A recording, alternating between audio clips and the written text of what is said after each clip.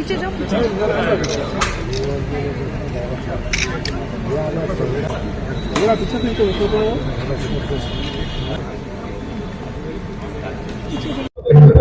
ನಮ್ಮ ಸ್ನೇಹಿತರಾದ ಕಲೀಂ ಅವರು ಈ ಸಭೆಯನ್ನ ಬನ್ನಿ ಸ್ನೇಹಿತರಾದಂಥ ಕಲೀಂರವರು ಇವತ್ತು ಮೈಸೂರು ನಗರದಲ್ಲಿ ಸಭೆಯನ್ನು ಏರ್ಪಾಡು ಮಾಡಿದ್ದಾರೆ. ಇದು ಶಾಂತಿ ಸೌಹಾರ್ದತೆ ಸಮಾಜದಲ್ಲಿ ಬದುಕು ಮಾಡ್ತಾ ಇರ್ತಕ್ಕಂಥ ಎಲ್ಲಾ ಜಾತಿ ಜನಾಂಗ ಧರ್ಮ ಭಾಷಿಕರು ಕೂಡ ಒಟ್ಟಿಗೆ ಸಮಾಧಾನಕರವಾಗಿ ಹೋಗ್ಬೇಕು ಅಂತಕ್ಕಂಥ ಸಂದೇಶ.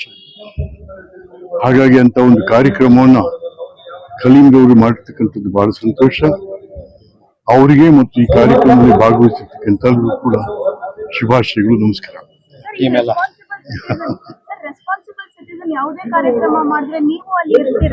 ಖಂಡಿತ ಅವರು ಹೌದು, ರೆಸ್ಪಾನ್ಸಿಬಲ್ ಸಿಟಿಜನ್ಸ್ ಯಾವುದೇ ಕಾರ್ಯಕ್ರಮ ಮಾಡಿದ್ರು ಕೂಡ ನಾನು ಅವ್ರ ಜೊತೆಗೆ ಸದಾ ಇರ್ತೇವೆ.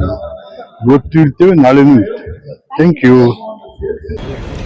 ಉಗಾದಿ ಮತ್ತು ರಂಜಾನ್ ಎರಡು ಜೊತೆ ಜೊತೆಯಾಗಿ ಬಂದಿದೆ. ಮನುಷ್ಯ ಬಯಸಿದ್ದನ್ನ ಭಗವಂತ ಮಾಡ್ತಾನೆ. Man proposes and god disposes. ಒಂದು ಕಡೆ ಬೇವು ಬೆಲ್ಲ, ಕಹಿ ಮತ್ತು ಸಿಹಿ, ಮತ್ತೊಂದು ಕಡೆ ಹಸುವಿನ ಆ 30 ದಿನಗಳ ಕಾಲ ಮತ್ತೊಬ್ಬರ ಹಸುವಿನ ಅರಿವನ್ನು ಮೂಡಿಸುವಂತಹ ರಂಜಾನ್.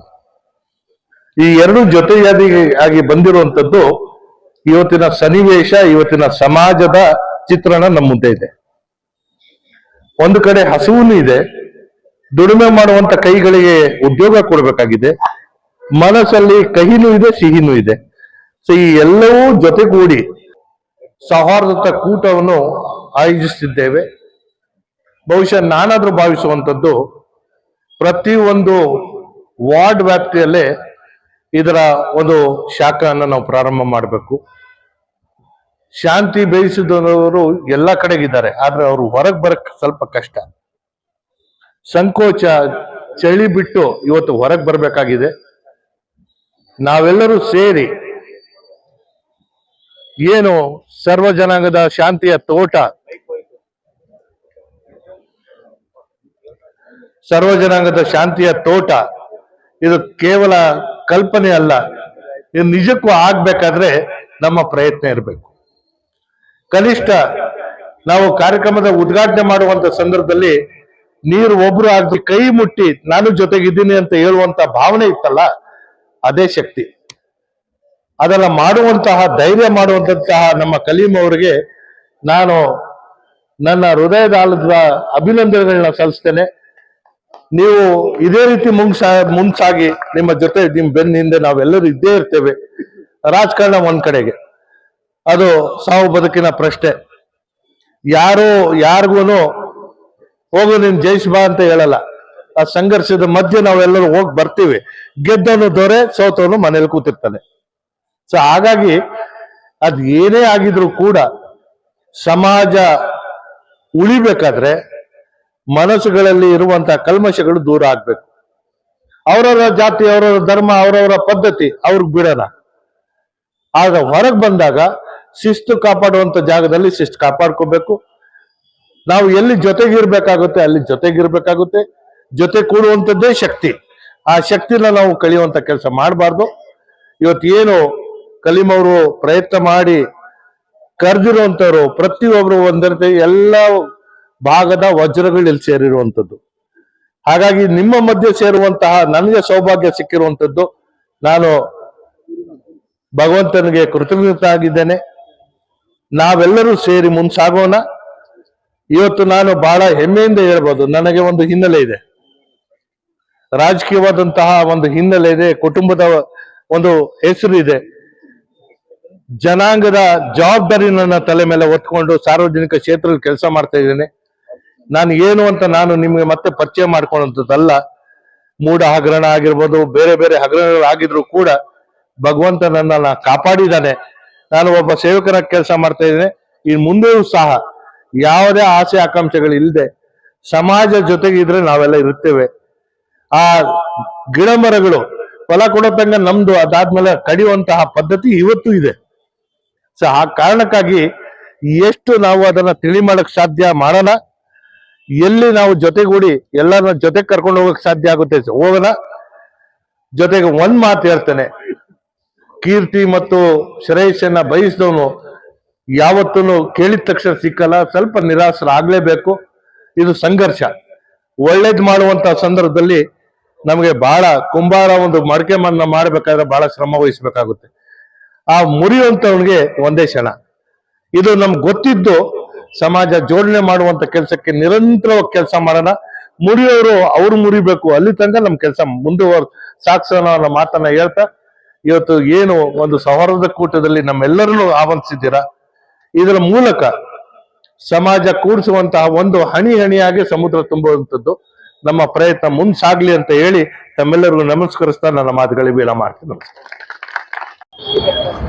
ಈದ್ ಮಿಲಾದ್ಗೆ ಬಂದಿರುವಂತ ಎಲ್ಲ ನನ್ನ ಸಹೋದರರಿಗೆ ನಮಸ್ಕರಿಸ್ತಾ, ಯುಗಾದಿ ಮತ್ತು ರಂಜಾನ್ ಹಬ್ಬದ ಶುಭಾಶಯಗಳನ್ನ ತಿಳಿಸ್ತಾ, ಇವತ್ತು ನಿಜವಾಗ್ಲೂ ಒಂದು ಒಳ್ಳೆ ಕಾರ್ಯಕ್ರಮವನ್ನ ಹಮ್ಮಿಕೊಂಡಿದ್ದಾರೆ ಅಂತ ಹೇಳಿದ್ರು ಕಲೀಂ ಅವರು ಮತ್ತೆ ಅಬ್ಬಾಸ್ ಅವರು ಎಲ್ಲಾ ಸ್ನೇಹಿತರುಗಳನ್ನು ಸೇರಿ ಇವತ್ತು ಉತ್ತಮವಾದಂತ ಕೆಲಸವನ್ನ ಮೈಸೂರು ನಗರದಲ್ಲಿ, ನಮ್ಮ ಮೈಸೂರು ನಗರದಲ್ಲಿ ಸೌಹಾರ್ದತೆ ಇಂದ ಬಾಳೋದಕ್ಕೆ ಯಾವುದೇ ತರವಾದ ಕೊರತೆ ಇಲ್ಲ ನನಗ್ ತಿಳಿದಂಗೆ. ಇಲ್ಲಿ ವಾಸ ಮಾಡೋರೆಲ್ಲರನ್ನೂ ಕುವೆಂಪು ಅವ್ರ ಬಗ್ಗೆ ಈಗಾಗಲೇ ಸುಮಾರು ವಿಚಾರಗಳನ್ನ ಹೇಳಿದ್ರು. ಕುವೆಂಪು ಅವರು ವಿಶ್ವಮಾನವರು ನಾವು ಅಂತ ಅನ್ನೋದನ್ನ ಪ್ರಚಾರ ಪಡಿಸಿದ್ದೇ ನಗರದಿಂದ. ಹಾಗಾಗಿ ನಾವೆಲ್ಲರನ್ನು ವಿಶ್ವಮಾನವರಾಗೇನೆ ಇಲ್ಲಿ ಅಬೌವ್ 90% ವಿಶ್ವಮಾನವರಾಗಿದ್ದೀವಿ ಅಂತ ಅನ್ನೋದನ್ನ ನಾನು ಹೇಳೋದಕ್ಕೆ ಹರ್ಷ ವ್ಯಕ್ತಪಡಿಸ್ತೀನಿ. ಇಲ್ಲಿರೋಲ್ಲ, ಮೈಸೂರು ನಗರದಲ್ಲಿ, ಓವರ್ ಆಲ್ ಮೈಸೂರು ನಗರದಲ್ಲಿ ರಾಜಕೀಯದ ವಿಚಾರದಲ್ಲಿ ಮತ್ತೆ ಗುರುಗಳ ವಿಚಾರದಲ್ಲೆಲ್ಲ ಸುಮಾರು ವಿಚಾರಗಳನ್ನ ಮಾತಾಡಿದ್ರು. ಅದೆಲ್ಲವೂ ಎಲ್ಲರಿಗೂ ಅರಿವಾಗಿರುವಂತ ವಿಚಾರ ಇವತ್ತು ಏನು 1980s ಅಲ್ಲಿ ಇತ್ತು, 1990s ಅಲ್ಲಿ ಇತ್ತು, ಆ ಪರಿಸ್ಥಿತಿ ಇವತ್ತಿಲ್ಲ ಅಂತ ಅನ್ನೋದು ನನ್ನ ಭಾವನೆ. ಯಾಕೆಂದ್ರೆ ಇವತ್ತು ಸೋಷಿಯಲ್ ಮೀಡಿಯಾ ಐತೆ, ಮತ್ತೆ ಮೀಡಿಯಾದಲ್ಲಿ ಅವ್ರು ಹೇಳಿದಾಗೆ ಆರ್ಟಿಫಿಷಿಯಲ್ ಮೀಡಿಯಾಗಿಂತ ಒರಿಜಿನಲ್ ಮೀಡಿಯಾ ಯಾವುದು, ಆರ್ಟಿಫಿಷಿಯಲ್ ಮೀಡಿಯಾ ಯಾವುದು ಅಂತ ಅನ್ನೋದನ್ನ ಅರ್ಥಕೊಳ್ಳುವಂತ ಮನಸ್ಥಿತಿ ಇವತ್ತು ಎಲ್ಲರಿಗೂ ಬಂದೈತೆ. ಈ SLC ಹೋದ ಮಕ್ಕಳುಗಳನ್ನ ಕೇಳಿದ್ರು ನಾವು ಎಲ್ಲಾ ವಿಚಾರವನ್ನು ಅವರು ವಿಶ್ಲೇಷಣೆ ಮಾಡಿ ಅದನ್ನ ಅರ್ಥ ಮಾಡ್ಕೊಳ್ಳುವಂತ ಮನಸ್ಥಿತಿಗೆ ಬಂದಿರುವಂತ ಈ ಯುಗದಲ್ಲಿ ಇನ್ ಮುಂದಿನ ದಿನಗಳಲ್ಲಿ ಆತರ ಧರ್ಮವನ್ನ ಎತ್ಕಟ್ಟುವಂಥದ್ದು, ಜಾತಿಯಲ್ಲಿ ವೈಷಮ್ಯವನ್ನ ತರುವಂತದ್ದು ಇನ್ ಮುಂದಿನ ದಿನಗಳಲ್ಲಿ ನಡೆಯಲ್ಲ ಅಂತ ಅನ್ನೋದು ನನ್ನ ಭಾವನೆ. ಇದು ನಮ್ಗೆಲ್ಲ ಅನಿಸ್ತಿತ್ತು ಇದೊಂದು ರೆವಲ್ಯೂಷನ್ ಆಯ್ತದೇನೋ ಮುಂದಿನ ದಿನಗಳಲ್ಲಿ ಅಂತ ಅನ್ನಿಸ್ತಾ ಇತ್ತು. ಆ ಪರಿಸ್ಥಿತಿ ರೆವಲ್ಯೂಷನ್ ಕ್ರಾಂತಿ ಆಗ ಮಟ್ಟಕ್ಕೇನು ಹೋಗುದಿಲ್ಲ. ಇದು ಅರ್ಥ ಮಾಡ್ಕೊಂಡು ಮನುಷ್ಯನ ಧರ್ಮ ಒಂದೇ ಅಂತ ಅನ್ನೋದನ್ನ ಎಲ್ಲರನ್ನೂ ಅರ್ಥ ಮಾಡ್ಕೊಂಡು ಇವತ್ತು ಸೌಹಾರ್ದತೆಯಿಂದ ಪ್ರೀತಿಯಿಂದ ಬಾಳುವಂತದ್ದು ಸಾಧ್ಯವಾಗುತ್ತೆ ಮುಂದಿನ ದಿನಗಳಲ್ಲಿ. ಅದಾಗ್ಬೇಕು ಅಂತ ಅನ್ನೋದು ನಂದನೂ ಆಶಯ, ಇಲ್ಲಿರೋದು ಎಲ್ಲರ ಆಶಯ ಏನು ಅದೇನೆ. ಇವತ್ತೇನು ನಮ್ ತನ್ವೀರ್ ಸೇಠ್ ಸಾಹೇಬ್ ಹೇಳಿದ್ರು ಬಸವಣ್ಣವರ ವಚನಗಳನ್ನ, ಬಸವಣ್ಣವರು ಅವತ್ತೇನೆ ಹೇಳಿದ್ರು ಮಾನವ ಕುಲ ಎಲ್ಲದಕ್ಕಿಂತ ಶ್ರೇಷ್ಠವಾದಂತ ಕುಲ, ಆ ಕುಲದಲ್ಲಿ ಎಲ್ಲರನ್ನೂ ಒಂದೇ ಅಂತ. ಅದೇ ರೀತಿ ನಾವೆಲ್ಲರನ್ನು ಒಂದಾಗಿ ಹೋಗುವಂತದ್ದಾಗದ, ಒಂದಾಗಿ ನಾವೆಲ್ಲರನ್ನು ಬಾಳ್ವೆ ಮಾಡುವಂತದ್ದಾಗ್ಲಿ ಅಂತೇಳಿ ಇವತ್ತೇನು ಈ ಸಾಮಾಜಿಕ ಸೌಹಾರ್ದತೆ ಮತ್ತು ಸೋದರತ್ವದ ಕಡೆಗೆ ಅಂತ ಆ ಕ್ಯಾಪ್ಷನ್ಸ್ ನಿಜವಾಗ್ಲೂ ತುಂಬಾ ಚೆನ್ನಾಗೈತೆ. ಕಲೀಂ ಬೈ ನನಗೆ ಸುಮಾರು ವರ್ಷದಿಂದ ನನಗೆ ಪರಿಚಯ. ನಮ್ಮ ಮೈಸೂರು ನಗರದಲ್ಲಿ ಅವ್ರು ಸಾಮಾನ್ಯವಾಗಿ ಈ ತರದ ಕಾರ್ಯಕ್ರಮಗಳನ್ನ ಆಯೋಜನೆ ಮಾಡ್ತಾ ಇರ್ತಾರೆ. ಈ ಹೈವೇ ಹೋಟ್ಲಲ್ಲಿ ಪ್ರತಿ 3 ತಿಂಗಳಿಗೊಂದು ಕಾರ್ಯಕ್ರಮವನ್ನ ಆಯೋಜನೆ ಮಾಡ್ತಾ ಇದ್ರು. ನಾನು ಎಲ್ಲಾ ಕಾರ್ಯಕ್ರಮಕ್ಕೂ ಬರ್ತಾ ಇದ್ದೆ. ಈ ವರ್ಷ ವಿಶೇಷವಾಗಿ ಇಲ್ಲಿ ಮಾಡಿರೋ ನಿಜವಾಗ್ಲೂ ಒಳ್ಳೆಯ ವಿಚಾರ. ಮತ್ತೆ ಇಲ್ಲಿ ಎಲ್ಲಾ ವಿಚಾರವಂತರುಗಳು ಮತ್ತೆ ವಿದ್ವತ್ತಿರುವಂತವ್ರು ಮತ್ತೆ ಸಮಾಜವನ್ನ ಸ್ವಸ್ಥವಾಗಿ ಇಡಬೇಕು ಅಂತ ಮನಸ್ಥಿತಿ ಇರುವಂತವ್ರು ಎಲ್ಲಾರನ್ನೂ ಬಂದಿದ್ದೀರಿ. ನಿಮ್ಗಳಿಂದ ಮುಂದಿನ ಪೀಳಿಗೆಗೆ ಉತ್ತಮವಾದಂತ ಜೀವನ ಸಾಗಿಸೋದಕ್ಕೆ ಮತ್ತೆ ಉತ್ತಮವಾದಂತ ಭವಿಷ್ಯನ ಕಟ್ಕೊಳ್ಳೋದಕ್ಕೆ ನೀವೆಲ್ಲರೂ ಸಹಕಾರಿಯಾಗಿದ್ದು ನಾವು ಅದ್ರಲ್ಲಿ ಪಾಲ್ಗೊಳ್ತೀವಿ ಅಂತ ಹೇಳಿ ಇವತ್ತು ಈ ಕಾರ್ಯಕ್ರಮಕ್ಕೆ ನನ್ನನ್ನು ಆಹ್ವಾನಿಸಿದ್ದಕ್ಕೆ ತಮ್ಗೆಲ್ರಿಗೂ ವಂದಿಸಿ ನಾನು ಮಾತು ಮುಗಿಸ್ತೀನಿ. ಜೈ ಹಿಂದ್, ಜೈ ಕರ್ನಾಟಕ. ನಮಸ್ತೆ.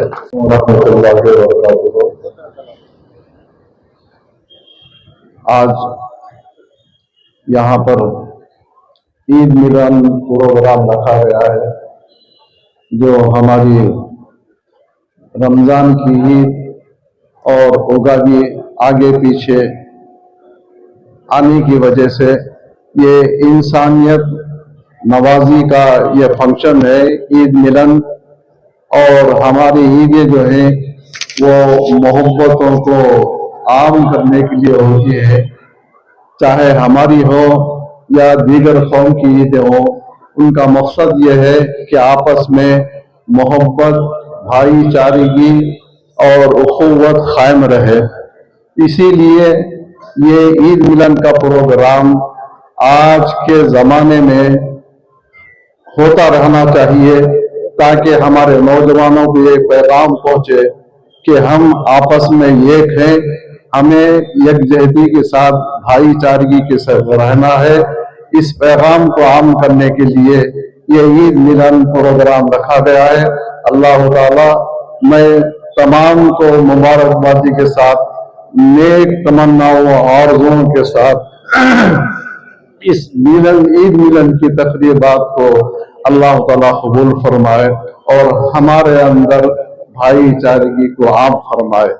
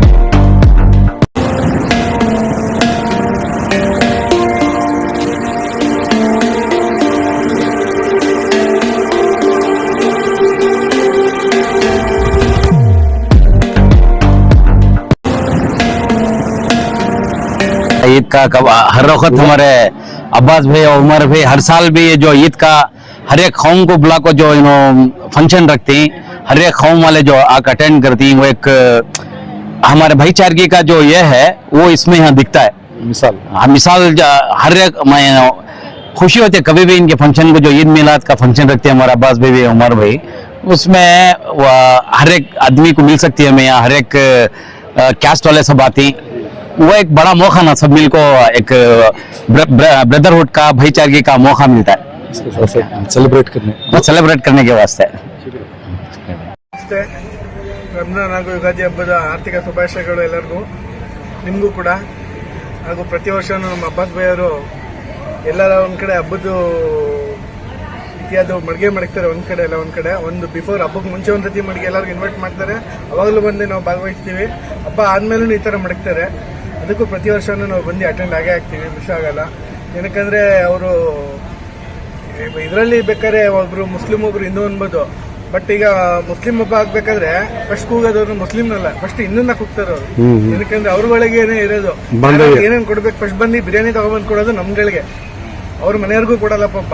ಹಂಗೆ ನಾವು ಕೂಡ ಅಷ್ಟೇ, ಒಂದು ಯುಗಾದಿ ಆದ್ರೆ ನಮ್ಮವ್ರು ಎಲ್ಲರೂ ಮಾಡ್ತಾ ಇರ್ತಾರೆ, ಬಟ್ ಫಸ್ಟ್ ಮುಸ್ಲಿಂ ಅಂದ್ರೆ ಮುಸ್ಲಿಂ ಅಂದ್ರೆ ನಮ್ಮ ಅಣ್ಣ ತಂದಿರಿದಂಗೆ ಅವ್ರನ್ನ ಫಸ್ಟ್ ನಾವು ಹುಡ್ಕೊಂಡು ಹೋಗಿ ಒಬ್ಬಟ್ಟು ಕೊಡೋದಾಗ್ಲಿ ಇದಾಗ್ಲಿ ನಮ್ದು ಅವ್ರದ್ದು ಇವ್ರದ್ದು ಕೊಡೋದು ತಗೊಳ್ಳೋದು ಮಾಮೂಲಿ ನಡೀತಾ ಇರ್ತದೆ ಹಬ್ಬದ ಟೈಮಲ್ಲಿ. ಅದನ್ನ ಹೆಂಗೆ ಮುಂದುವರ್ಸ್ಕೊಂಡು ಹೋಗ್ಲಿ ಅಂತ ನಾವು ಅವ್ರ ಕೇಳ್ಕೊಂತೀವಿ. ಅವ್ರಿಗೆ ಇನ್ನೂ ಆ ದೇವರು ಹಂಗೆ ಶಕ್ತಿ ಇದ್ ಮಾಡ್ಲಿ. ನಾವು ಒಂದಿನೇನೋ ಹತ್ರ ಅನ್ಸ್ಕೊಂಡಿಲ್ಲ, ಅವ್ರ ಮನೆ ಫಂಕ್ಷನ್ಗಳಿಗಾಗ್ಲಿ ನಾವ್ಯಾರು ಬಂದಿಲ್ಲ ಅಂದ್ರೆ 50 ಫೋನ್ ಮಾಡಿರ್ತಾರೆ, ಇನ್ನೂ ಬಂದಿಲ್ಲ ಅಂತ. ಒಂದು ಮದ್ವೆ ಆಗಿರ್ಬೋದು, ಒಂದು ಒಳ್ಳೇದು ಕೆಟ್ಟದಾಗಿರ್ಬೋದು, ನಾವು ಅಷ್ಟೇ ಅವ್ರು ಕಾಯ್ತಾ ಇರ್ತೀವಿ. ಅಬ್ಬಾಸ್ ಮಗಳ ಮದ್ವೆಗೆ ಉದಾಹರಣೆ ಕ್ರಿಯೇಟ್ ಮಾಡಿದ್ದಾರೆ ಏನಿಲ್ಲ, ಎಲ್ಲ ನಮ್ಗೆ ವಹಿಸ್ಬಿಟ್ಟು ನಮ್ಗೆ ಗೊತ್ತಿಲ್ಲಪ್ಪ ನಿಮ್ದು ನೀವು ಮಾಡ್ಕೊಳ್ಳಿ, ನಮ್ಮಪ್ಪ ನಾವು ಸ್ಟೇಜ್ ಮೇಲೆ ಇರ್ತೀವಿ ಅಂತ. ಸ್ಟೇಜ್ ಮೇಲೆ ಮ್ಯಾನೇಜ್ ಮಾಡಿದ್ದು ಊಟದಿಂದ ಹಿಡಿದು ಡೆಕೋರೇಷನ್ ಹಿಡಿದು ಟ್ರಾಫಿಕ್ ಕಂಟ್ರೋಲ್ ಮಾಡೋದನ್ನ, ಪಾರ್ಕಿಂಗ್ ಮಾಡಿಸೋದನ್ನ ಎಲ್ಲ ನಮ್ಮ ಬ್ರದರ್ಸ್ ಮಾಡಿದ್ದು. ಅದೊಂದು ದೊಡ್ಡ ಉದಾಹರಣೆ. ನಮ್ದು ಬಾಂಧವ ಯಾವ ಥ್ಯಾಂಕ್ ಯು. Thank you. आपका क्या पैगाम है सर आज के ईद मिलन प्रोग्राम का? अस्सलाम वालेकुम रहमतुल्लाहि व बरकातहू। जैसे कि आप लोग सब जानते हैं, हाल ही में उगादी का फेस्टिवल हुआ था। ये हमारे गैर मुसलमान भाई, हमारे दोस्त, बचपन के दोस्त हैं, इन्होंने हमें सब एक साथ इनके जितने भी फेस्टिवल होते हैं हमें साथ सेलिब्रेट करते हैं। ये उन्वान की बिना को रमज़ान और उगादी एक दिन आसपास आने की वजह से मिलकर एक सेलिब्रेट करेंगे। क्योंकि हाल ही में आप देखें जैसा हफ्ते का दिन उगादी थी और इतवार का दिन उगादी थी और पीर का दिन ईद थी। तो मकसद होता है हमें सब एक है, हमें इनके खुशियाँ में इनके खुशियाँ में हमें शामिल होती है, हमारे खुशियाँ में इन्हों शामिल होना। नाम के हिसाब से हमारी ईद को बोलते हैं उनकी उगादी को हमें कभी भी सेलिब्रेट कर थोड़ा गैप आ जाता है, 2-4 दिन 8 दिन 15 दिन, लेकिन वारम आया तो भी हमें जाको उनकी जगह पर हमें जाकर सेलिब्रेट कर देते हैं, हमारी जगह को इन्हों आप करते हैं। अभी मसरूफियात की वजह से जाना आना ज़रा कम हो रहा हो। हमारे दोस्त अहबाब जो भी लीडर्स हैं पूरे कम्युनिटी में हम बुला को सेलिब्रेट करेंगे ईद मिलन के इस बैनर में तो पूरे हमें सर इससे पहले जैसा कि आपने कहा अंजुमन फरुखिया और ABS ग्रुप से एक राशन किट का जो निजाम किया गया, वहाँ पर मैंने देखा कि तमाम हिंदू मुसलमान वहाँ पे मौजूद थे और ख्वातीन ने बहुत सी दुआओं को आपसे नवाजा है, तो आपको कैसा लगा सर? वो अल्हम्दुलिल्लाह वो तो आप जैसा आप लोग सब जानते हैं 19-20 साल से वो हमारा वो सिलसिला चलता रहा है। हमें कोई भी उसका क्रेडिट लेते नहीं, देने वाली ज़ात अल्लाह की, हमें जरिए के तौर पर पहुँचाती। उसमें हमें भी ये सेम सोचा तो बोले ना उगादी और रमज़ान एक दिन आसपास आने की वजह से उनको भी साथ में लोग सेलिब्रेट करेंगे और वो सबके सामने वो चीज़ ले लगाकर हमें डिस्ट्रीब्यूट करेंगे। तो आइंदा भी इंशाल्लाह इसी काम की सबकी दुआएं साथ रही तो इंशाल्लाह और बढ़ चढ़ को इसके बाद हिस्सा लेंगे। ನಾನು ತಿಮ್ಮಯ್ಯ, ವಕೀಲರು, ಮೈಸೂರಿನಲ್ಲಿ ಕೆಲಸ ಮಾಡ್ತಾ ಇದ್ವಿ. ಇವತ್ತು ನಮ್ಮ ಮುಸ್ಲಿಂ ಬಾಂಧವರು ಇವತ್ತು ಸಾಮಾಜಿಕ ಸೌಹಾರ್ದತೆ ಮತ್ತು ಸೋದರತ್ವದ ಕಡೆಗೆ ಅಂತಂತ ಒಂದು ಟೈಟಲ್ನ ಕೊಟ್ಟು ಇವತ್ತು ಎಲ್ಲಾ ಜಾತಿ ಜನಾಂಗ ಧರ್ಮದವರನ್ನ ಒಟ್ಟುಗೂಡಿಸಿ ಅವರು ಏನು ಹಬ್ಬ ಮಾಡಿದ್ರು ಆ ಹಬ್ಬದಲ್ಲಿ ನಮ್ಮನ್ನು ಕೂಡ ಇನ್ವಾಲ್ವ್ ಮಾಡಿ ಸೌಹಾರ್ದತೆ ಅಂತಂದ್ರೆ ಏನು ಅನ್ನೋದನ್ನ ಈ ನಾಡಿನ ಜನತೆಗೆ ತಿಳಿಸಿದ್ದಾರೆ.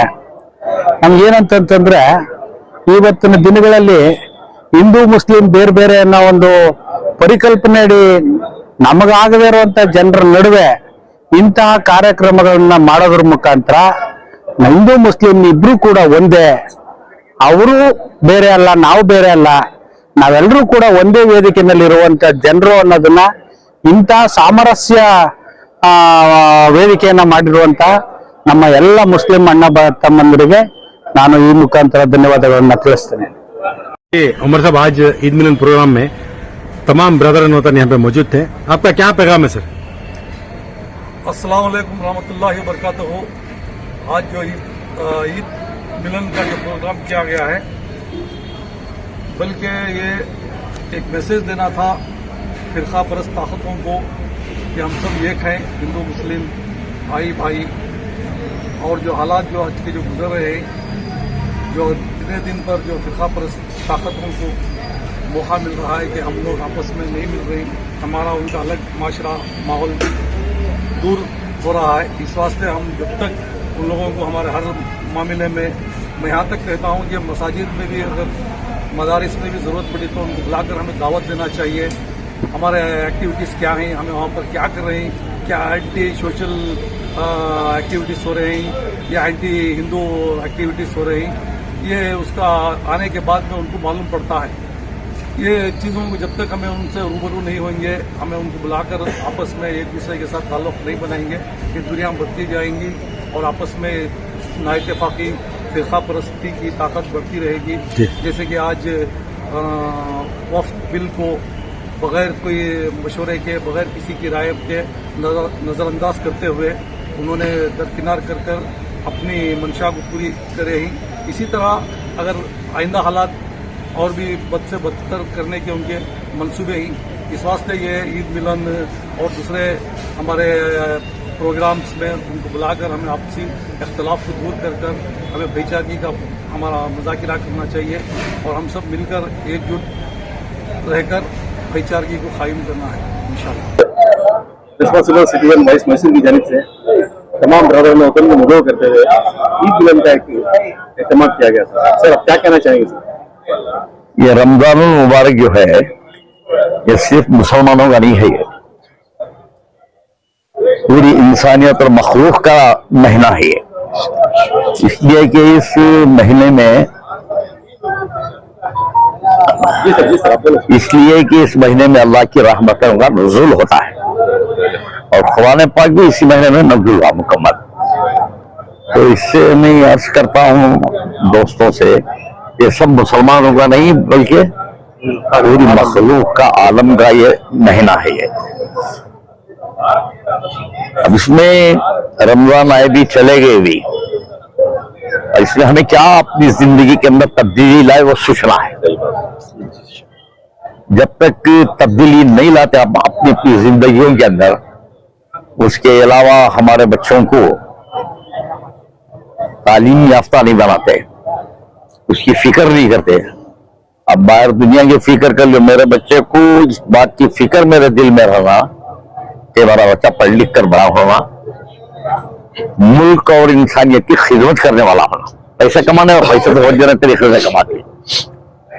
तो हमारा ये मैसेज जो है रमजान मुबारक का उम्मत के अंदर फैलाना, फिर अपने घर के माहौल को तालीम याफ्ता बनाना और हमारा घर का माहौल मुसलमान माहौल बनकर रहना। अगर ये हमारी जिंदगी के अंदर आ गया तो फिर जो ये आने वाली छोटी छोटी नस्लें जो हमारे गोदों में पल रही हैं, कल इस कौम के मुजाहिद और बहादुर बनकर जिएंगे। अगर ये बात नहीं हुई, हमें खुद भी बुज़दिल है, अपने बच्चों को बुज़दिल बनाओ। बुज़दिली को निकालना तो एक ही रास्ता है, अल्लाह से वहदानियत की तरफ बुलाना बच्चे को, और दीन की दुनिया की दोनों तालीम को मिलाकर बच्चों को ऊपर उठाना। इंशाअल्लाह मुख्तसर बच्चे जो है इस्लाम दुश्मन मुखालिफों से 10-20 बच्चे तारीख का ये, तो इसके लिए मैं अर्ज करता हूँ, मैं शुक्रिया अदा करता हूँ हमारे भाइयों का। सैयदीन हमारे अजीज से किसी भी सैयद को सैयद का नाम लेकर नहीं बुलाते थे, उनकी एक बड़ी बात थी उनमें, वो उनको मालूम हो गया ना सैयद करो बोल कर नाम लेकर नहीं पुकारते, सैयद इश्क बोल कर बुलाते, उसके बाद आगे पीछे नाम पर नहीं पुकारते। छोटी बारीक चीज नहीं, ये अकीदत थी उनको सैयदों से। मैं तो काना कभी सुने नहीं किसी सैयद को वो सैयद नाम और जी सैयद उमर कर बोल किसी बुला, छोटा बच्चा रहता उसका इकराम करते थे सैयदों में। अल्लाह ताला हमने भी अपनी फतह अता फरमाए। ನಾನು ಕಾಂತರಾಜ್ ಅಂತ, ವಕೀಲರು ಮತ್ತು ಪ್ರಗತಿಪರ ಚಿಂತಕರು. ಈ ದಿನಗಳಲ್ಲಿ ಭಾರತ ವಿವಿಧತೆಯಲ್ಲಿ ಏಕತೆ ಕಂಡರೂ ಕೂಡ ಜಾತಿಯ ಮನಸ್ಸುಗಳು ಧರ್ಮದ ನಡುವೆ ಕಿಚ್ಚು ಹಚ್ಚುವಂತ ಒಂದು ಪ್ರಯತ್ನ ಮಾಡ್ತಿದೆ. ಅದಕ್ಕೆ ತದ್ವಿರುದ್ಧವಾಗಿ ಭಾರತದಲ್ಲಿ ಬಾಬಾ ಸಾಹೇಬ್ ಅಂಬೇಡ್ಕರ್ ಅವರು ಮತ್ತು ಸಂವಿಧಾನದ ಆಶಯಗಳನ್ನ ಒಟ್ಟಾರೆ ಈಡೇರಿಸಲಿಕ್ಕೆ ಈ ದಿನ ಮಾಡುವಂತ ಯಶಸ್ವಿಯಾದ ಕಾರ್ಯಕ್ರಮ ಅಂತ ನಾದ್ರೂ ಹೇಳ್ಬೋದು. ಸಾಮಾಜಿಕ ಸೌಹಾರ್ದತೆ, ನಾವೆಲ್ಲರೂ ಸಹೋದರತೆ ಕಡೆಗೆ ವಾಳ್ತಾ ಇದೀವಿ. ನಾವೆಲ್ಲರೂ ಕೂಡ ಒಂದೇ, ನಮ್ಮಲ್ಲಿ ಜಾತಿ ಧರ್ಮ ಅನ್ನೋ ಯಾವ ಮನೋಭಾವ ಕೂಡ ಇಲ್ಲ. ನಾವೆಲ್ಲರೂ ಭಾರತೀಯರು, ನಾವೆಲ್ಲರೂ ಕೂಡ ಈ ದೇಶಕ್ಕೋಸ್ಕರ ಅವಿರತವಾಗಿ ಶ್ರಮಿಸ್ತೀವಿ, ನಾವೆಲ್ಲರೂ ಒಟ್ಟಿಗೆ ಹೋಗ್ತೀವಿ ಅನ್ನೋ ಒಂದು ಸಂದೇಶನ ಕೊಟ್ಟಂತ ನನ್ನ ಸ್ನೇಹಿತರಾದಂತ ಕಲೀಂ ಮತ್ತು ಸಹೋದರರಿಗೆ ತಮ್ಮೆಲ್ಲರೂ ಪರವಾಗಿ ಧನ್ಯವಾದ ಅರ್ಪಿಸಲಿಕ್ಕೆ ಇಷ್ಟಪಡ್ತೀನಿ. ಸಂವಿಧಾನ ಸಂರಕ್ಷಣಾ ಹೋರಾಟ ಸಮಿತಿ ರಾಜ್ಯಾಧ್ಯಕ್ಷರು ನಮ್ಮ ಸ್ನೇಹಿತರಾದ ಕಲೀಂರವರು ಇವತ್ತು ಈದ್ ಮಿಲಾನ್ ಎಂಬ ಹೆಸರಿನಲ್ಲಿ ಇವತ್ತು ಸೌಹಾರ್ದಿತವಾಗಿ ಎಲ್ಲಾ ಜಾತಿ ಜನಾಂಗದ ಮುಖಂಡರು ಒಳಗೊಂಡಂತೆ ಇವತ್ತು ಇಲ್ಲಿ ಕಾರ್ಯಕ್ರಮ ಹಮ್ಮಿಕೊಂಡು ಎಲ್ಲಾ ಜಾತಿ ಜನಾಂಗಕ್ಕೊಂದು ಸಂದೇಶ, ಹಿಂದೂ ಮುಸ್ಲಿಂ ಭಾವೈಕ್ಯತೆ ನಮ್ಮದು ತುಂಬಾ ಚೆನ್ನಾಗಿದೆ ಈ ರಾಜ್ಯದ ಮತ್ತು ದೇಶದಲ್ಲಿ ಅಂತ ಒಂದು ಸಂದೇಶ ಹೋಗೋ ನಿಟ್ಟಿನಲ್ಲಿ ಕಲೀಂ ಅವರು ಕೆಲಸ ಮಾಡಿದ್ದಾರೆ. ಹಾಗೂ ಈ ಬಿಜೆಪಿ ಸರ್ಕಾರ ಇತ್ತೀಚೆಗೆ ಬರೀ ಮುಸ್ಲಿಂ ಸಮುದಾಯವನ್ನು ಟಾರ್ಗೆಟ್ ಮಾಡ್ಕೊಂಡು ಹೋಗ್ತಾ ಇದೆ.